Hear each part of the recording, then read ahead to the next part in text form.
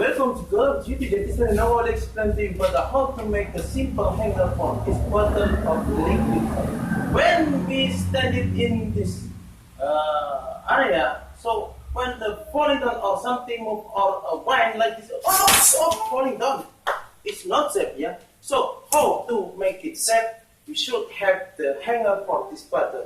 Only simple way to make a hanger of this bottle is we use any rope like this. This is plastic rope. We bond it in here area, okay, like this, and we bond it in the near of the valve of your waterfall crack. Okay, where is something, any moving or wine like this, where's my bottle? Where's my bottle?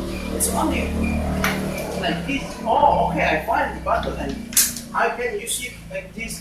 And when falling down, this is not falling down to the concrete area, so it's safe. It's simple way to make a hanger for this bottle of liquid. So if you think this video is useful, please share to others and don't forget to subscribe our channel.